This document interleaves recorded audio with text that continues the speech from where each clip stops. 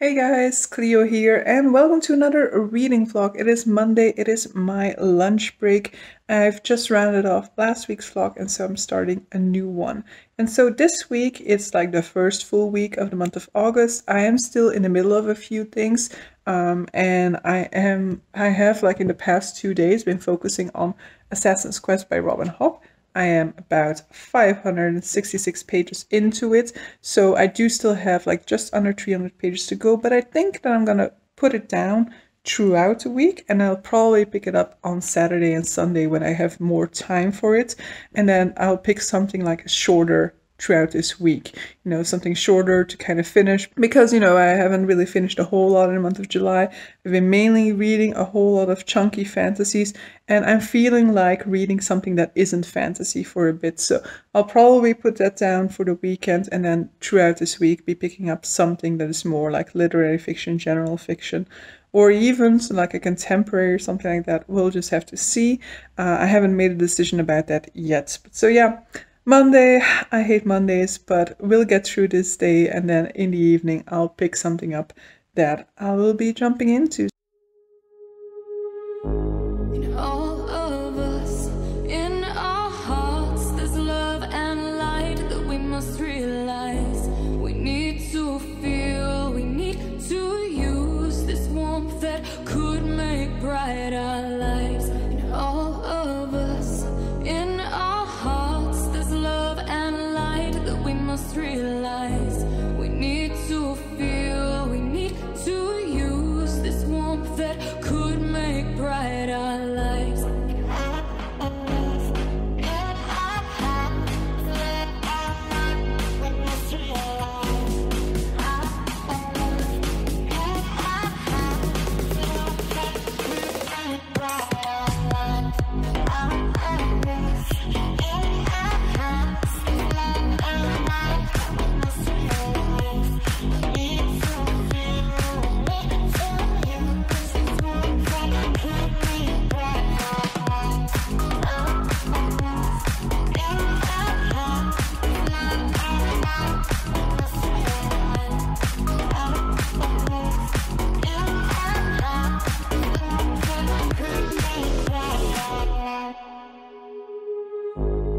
All of us, in our hearts, there's love and light that we must realize. We need to feel, we need to use this warmth that could make bright our lives. In all of us, in our... Alright, so it is Wednesday. I have not proceeded a whole lot in Augustus. I am like, I don't know, 30 pages in or something. It's very slow paced, and I don't necessarily, it's not the case that I'm not enjoying it. I do think it is interesting, and it's told in interesting ways. It's a story of Emperor Augustus, who is basically the nephew of Julius Caesar, and so he will become the first emperor of the Roman Empire. And so it is about that, and it's told through sort of like diary entries and letters. And I find it very fascinating. At this point in time, we are just like Julius Caesar has just been murdered, and so Octavius, who will then become Emperor Augustus, is kind of, he needs to decide what to do. And I find it interesting, and I find the letter style interesting and all that, but it's still moving along quite slow, and it's quite dense to consume that way, so I kind of need something fast-paced along with it. And rather than choosing something fast-paced off of my TBR, such as Shadows of Self, for example, no, I'm just choosing other things that aren't on my TBR. There's love and light that we must realize. We need to feel, we need to use this warmth that could make bright our lives.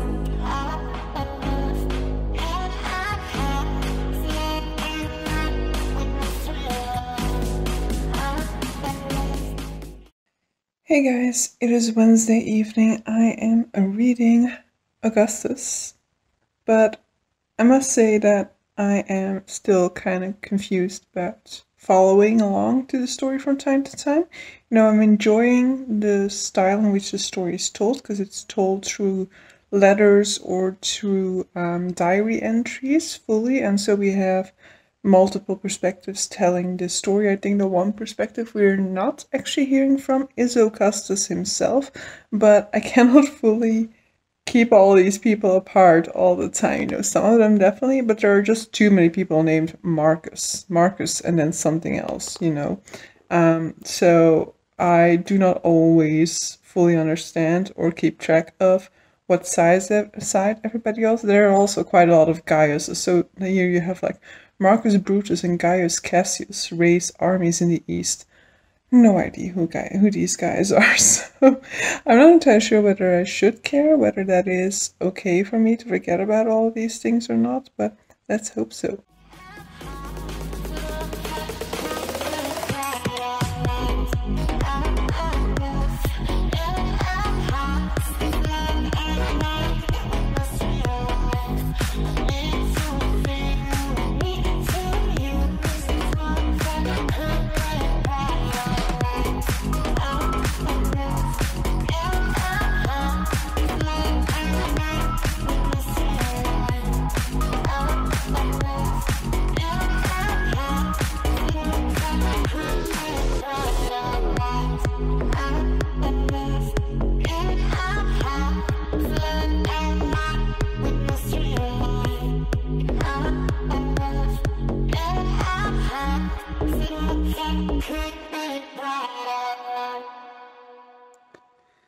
Hey guys, it is lunchtime on Monday, and see that I am not alone. I basically am feeling a little bit under the weather at the moment. We had a neighbor's barbecue yesterday and it wasn't great weather, so we were sitting outside with a lot of wind for a while, and so now I'm having a little bit of a cold, I guess. But so, in terms of reading, I haven't talked to you guys for days. I have finished Assassin's Quest in the meantime.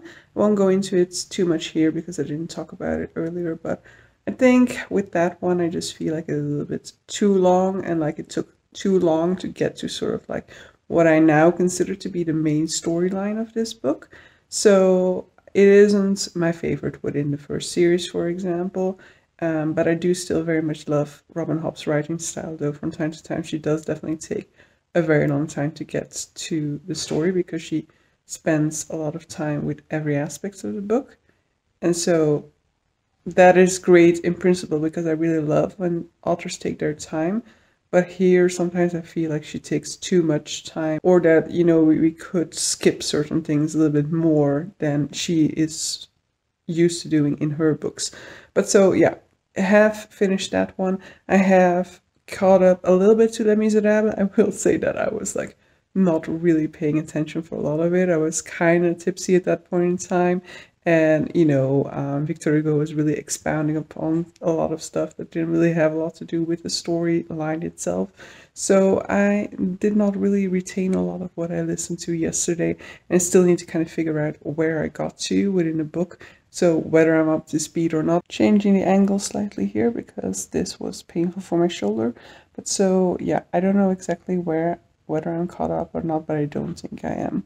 In terms of Augustus, I think I'm around page 200 or so. So I didn't finish, it'll be for next week. And so I think that I'm actually extending this vlog and making it a 2-week vlog. And so I will be attempting to finish Augustus throughout this week that is now starting.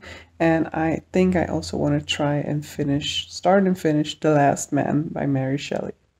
But so, it is about lunchtime. I'm gonna push this guy off of my arm. My arm is being held hostage there and it's kind of numb at the moment. But so, I'm going to push this cat off because I need to have some food now. Alright guys, it is Tuesday evening. I have just caught up to Les Miserables. So I basically barely read anything in it last week. I started reading it a little bit more in the weekend again, and then now today I basically did like some 70 pages in it or so. So I caught up to where I need to be at this point in time, so that is okay, because my intention had been to kind of not read it throughout the week and then catch up during the weekend, but I didn't have enough time to catch up to all of it, so I'm happy that I caught up now, and so I'm just gonna keep reading in it every single day for now again, because I think it works better for me if I just read in it every single day, even though I then feel like I'm not reading as much in other stuff. It does impede my enjoyment of Les Miserables, or at least my picking up of Les Miserables, if I don't just continuously keep going in it. When it comes to Les Miserables, I still have this sort of like mixed experience where there are definitely parts of it where my mind is completely zoning out, and where there's just so much extra stuff in there that doesn't seem to have a lot of impact on the story. I think, whereas I'm usually not really a plot-centered reader when it comes to classics like that, I do kind of zone out when there isn't anything happening in the plots. I don't know whether that has to do anything with sort of like older way of writing style or something like that, but I know that there was like a big chunk in the middle of a plot section in which he was talking about something philosophical or things like that, and I completely zoned out for that portion of it. When it comes to plot-centered things, even if they are not the plot that I'm familiar with, I am very much intrigued, because when it comes to Marius, there are definitely a whole lot of differences there, because I think when we meet Marius in the musical, first of all, his relationship to some of the other characters are much tighter than they are in the book. Aside from that, I think he's already in love with Cosette, or at least like that's one of the first things that happens. Whereas here we get a lot more of his background, and we do have a lot more depth to his character within the book. He is somebody who has been estranged from his father through family circumstances, and then when he goes and visits his dad at his deathbed, he becomes very much intrigued with the character of his father, and he kind of starts to venerate him, and it kind of very much has a big impact on him, on his personality. And his father was saved by Thénardier, so he himself is actually looking for Thénardier in order to be able to repay him for saving his father's life. So there's more to Marius in this book than there has been in the musical, for example, and I very much enjoyed diving into his backstory a lot more and getting a lot more to see of Marius, rather than, I feel in the musical he's just like the love interest, and I kind of like his friends more than I like Marius himself, for example, but in the book I definitely think he's a very well established character. But so, what I was actually here to update you guys about is Augustus. I don't know whether I read much more since last time that I talked to you guys, because I don't remember when I last talked to you guys, but I basically didn't really read in it throughout the weekend, and picking it back up now, I'm just like, I do enjoy the reading style, the writing style of it. I do think that it is quite engaging, but on the other hand, I do not really care about the story at all. I cannot really remember much of what has happened, except that it was like political intrigue and things like that. And I think what I like most about it is the way that it is told rather than what it is telling. And I think that it wouldn't be much of a chore to make myself finish this, but I don't think I should be. I think this is one of those cases where I should just DNF it. I have not felt any inclination to pick it back up in the last few days in which I wasn't reading it, and so I think it's probably just best to put it down. Hey guys, so let me quickly talk to you guys about my reading this week so far, since my last update. So after putting down Augustus, I picked up The Last Man by Mary Shelley. So this is an apocalyptic book which was written in the 19th century. So Mary Shelley is the author of Frankenstein. The Last Man is more or less her second most well-known work, though I hadn't heard of it. I just stumbled upon it at some point. At this point in time, I'm about 60 pages into it. Nothing really apocalyptic has happened yet, though I'm guessing that since this is apparently a pandemic book, and there has been a character who has been kind of sick, or kind of ill at least, for a while now, perhaps that is the start of the pandemic. At this point in time, it's mainly been feeling like very political, because basically the characters kind of center around a sort of like fallen member of the aristocracy. Our protagonist is basically the son of somebody who fell out of graces with the king, but that king then in turn also declined his throne at some point, and so it is very much at this point about the friendship between the son of that fallen king and the son of that friend of the king who had fallen out of graces.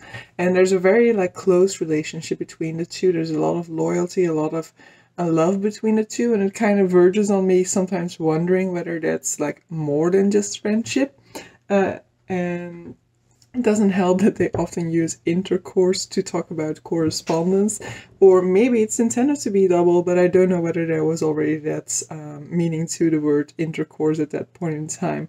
In any case, at this point in time, it's very much about sort of like the political machinations, because then this son of this fallen king is trying to kind of like reclaim the throne. At the same time, there's this other character who also has a right to the throne, I think, and so it's kind of about their differences and their sort of like play at trying to, you know, one up one another. So it's very much sort of like just like historical political at this point in time. But, you know, the backdrop is that I know that this is going to be an apocalyptic book, so I'm interested to see how that will play into all that political machinations, for example. But so yeah, it's very fascinating to read a 19th century apocalyptic work, because it's just so different in tone than anything that I would imagine a present day apocalyptic book to be like. I'm also still reading Les Miserables. I'm almost done with the Marius section, and I think the Marius section is my favorite section so far. But so yeah, that's where we're at now, and so I'll probably end this section of Les Miserables today, which means that I have like a day off from Les Miserables tomorrow, which is also kind of nice. I said it earlier, I don't need the days off because that kind of breaks up my groove, but one day should be fine, right? Hey guys, it is a Friday evening, weekend has just started. I think that my plan for tonight is I'm gonna edit a video. So I have a video go up now, and I think I want to immediately make sure that my next week's vlog is also already edited, so that, you know, I can schedule that in advance, and then I'll go ahead and film a video. I want to film a book tag, I think, and I need to film my Q2 review as well.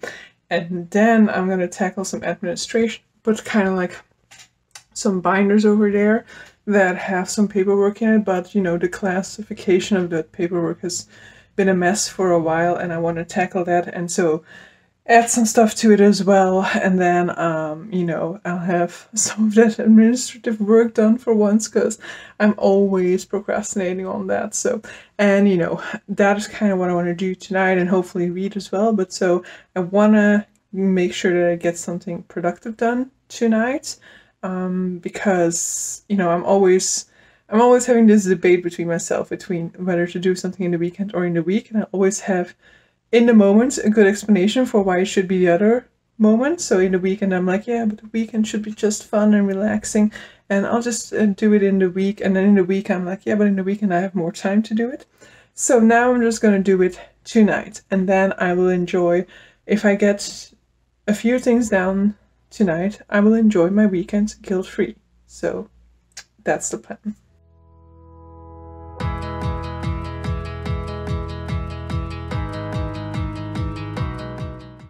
Morning. I am about 200 pages into The Last Man by Mary Shelley, and this has such potential.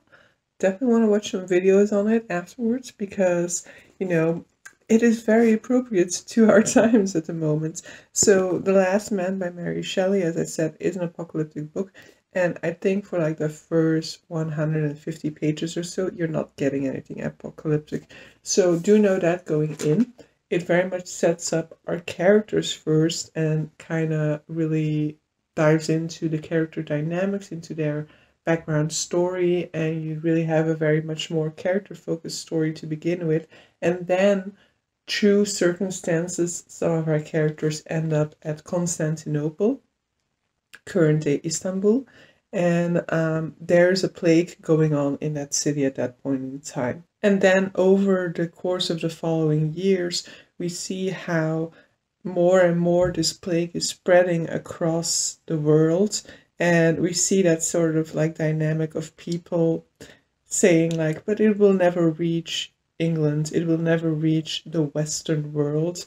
and you know, we shouldn't worry about it too much. We have the dynamics of refugees coming in from these affected areas in the world to the UK, and you know, having to deal with supply issues because they can no longer rely on the places in the world that they had previously been relying upon, could no longer rely on their colonies because, you know, the colonies are infested with plagues and things like that. It's just fascinating to read about at this point in time. It's it's a pandemic book in principle, but it's also very much sort of like could very much fit in with climate change literature as well, because there is some discussion about, you know, the impact of nature and the way in which nature is kind of reasserting itself or reasserting its power over man through these sort of like big events and things like that. And so there's just so many interesting things happening within the second part of the novel that really relate to our circumstances now, that really harken back to things that we see happening during the pandemic. And so also when it comes to political parties, for example, or political leaders, one of these political leaders has stepped down because he's like, I didn't sign up for this. Wasn't what I signed up for. I wanted to be like the big good guy who would bring improvements to the masses. I didn't sign up to have to deal with this sort of like crisis. And so he resigns and he goes into safety because he feels like it isn't his job to take care of this, and that, you know, it didn't fit his perfect scenario. So he might as well just relinquish leadership over his people. What I also very much like is that one of the characters has kind of, in that first section of the novel that didn't go into pandemics, I was kind of fearing for him because he was very sickly. And so because I knew it was a pandemic book, I was always fearing that he was kind of the first case, that he was kind of the first patient or something like that. But he's just somebody who has had very big history of illnesses, who has probably some sort of a problem with his immune system because he was constantly getting sick. And now he's kind of the one who's rallying the people, who is giving them strength, who is giving them hope, because he has been through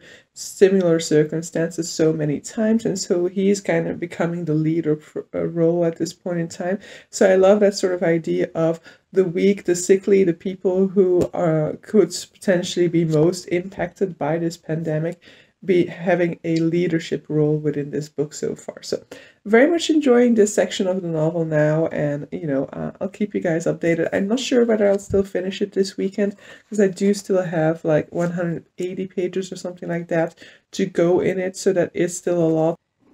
Hey guys, it is Sunday afternoon. I have been doing the bare minimum this weekend when it comes to reading, but I have been quite productive when it comes to cleaning. That is mainly what I've been doing. I've also been building a puzzle, which I will show you later, and that has actually been the one point in which I have been combining it with reading. So I have also listened to audiobook at that point in time. Yesterday I didn't get a whole lot of reading done. I only listened to some more in the book when I was on my way to my friend's place, because since I don't have a car and, you know, my other friends have families and so their cars were full, I went by bus, and so that was like a 1-hour bus drive more or less. So that meant that I also had some time to listen to The Last Man some more. And so I think last update I gave you guys for The Last Man was yesterday, and I think that update still holds. We are now like further into the pandemic state of this world. I am going to be continuing on with it. Not sure whether I'll finish it today. I mean, I'm pretty sure I won't be finishing it today. I have 90 pages or so to go at this point in time. And so I don't think I will be finishing it today, but I do want to continue on with it a little bit more. I'll just continue on with the puzzle now, and then I can listen to that a little bit more.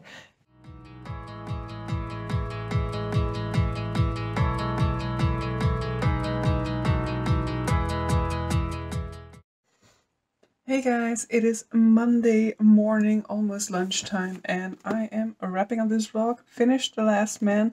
So yeah, you see my bookmark there in the beginning. That's because I'm reading the introduction, so I'll read a few more pages in it during lunchtime. Maybe I still need to do it after work to complete it.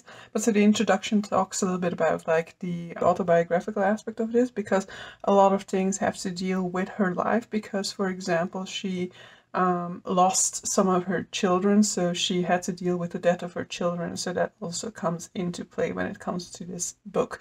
In terms of this book, trigger warnings, there are obviously a lot of trigger warnings, so I will look them up, but you know, anything that you can kind of associate with a pandemic would be triggering here. I would definitely say, like, if you are watching this somewhere in the future, or if a future pandemic is going to hit, do not read this book when you're at like the beginning stage of a pandemic, when everything is still like unclear and you don't know what is going to happen, because then this is going to paint a very bleak picture of your future. But at this point in time, when we've got some sort of like vaccines and things like that, this is a lot easier to read, I guess. This is just written before the existence of vaccines, I guess, because there's no mention to anything of that type. There's no real cure and there's no real search for a cure.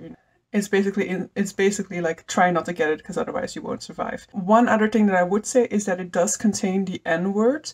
And in the introduction, he kind of says that apparently Mary Shelley was very much opposed to slavery, and that as a result, that mention of the N-word within this book kind of indicates that she's kind of would be interpreted like, it doesn't matter which race you are, this illness, you know, affects everyone. But I think that that is very much a stretch. I think it is just an indication of the fact how ingrained the N-word was and how socially acceptable it was considered to be at that time. But so do know that going into it, it is just one mention. It is just a character that is in there for like 2 lines or something like that. It doesn't say anything about that character aside from using that term to indicate his race. But aside from that, there really is nothing to do with it. But so I just, yeah, no, that word obviously these days is almost automatically going to create a reaction. So when I heard it, I was like, what is that doing in there? But so that is in there. Know that going into this book, that uses that word in 1 line within this book. But yeah, I really enjoyed reading this book. I will say that because I listened to it on audio, I kind of feel like I zoned out from time to time, and so I didn't get like the full experience. And maybe one day I want to reread it, because I potentially actually like this one better than Frankenstein. But I think that that also in part has to do with our situation. I think reading this now, after having gone through or going through a pandemic myself, it has really shone a light on this book and made it so that, you know, certain passages within this book feel very appropriate, or you can feel it or you can very much relate them to what is actually happening at this point in time. Whereas if you were to have read it before the pandemic, for example, you might consider like, this is a very boring pandemic book because not a whole lot happened. It is not like your typical apocalyptic high action book. It is kind of, for a very large part of it, like just a book of the Romantic periods. And I actually kind of like that. It kind of eases in the pandemic aspect to it. It kind of feels like we're starting the story, for example, in like, I don't know, March 2019. So before the pandemic was a thing, before we knew what was coming our way, we are still busy with our day-to-day business. And that is the same for the characters within this book. And so then when the second part, the pandemic hits, and so I kind of felt like it really made sense compared to the experiences that we have lived. But that does mean that that first part of the book is very different from any sort of pandemic storyline that you might consider to be a fictional story. But I absolutely thought it was very well done, and I'm very happy that I read this one. I was kind of hesitant going into it, didn't know what to expect, and it was in no way what I expected it to be, but I very much appreciated it. But so yeah, that means that I finished The Last Man. During this vlog, I think I started and DNF'd Augustus by John Williams, and I started and finished The Last Man by Mary Shelley. Maybe I also finished Assassin's Quest throughout this vlog, so that's been some decent reading. We are the midway point of the month, and I still have 1 week before I go on holiday, and I'd still preferably want to finish 2 books off of my TBR so that I can start my Portugal holiday without having anything left from that TBR, but we'll see, because one of them is the biggest book that I have on this TBR, so it might not end up happening. But so yeah, hope you guys enjoyed this reading vlog. See you guys for the next one. Bye!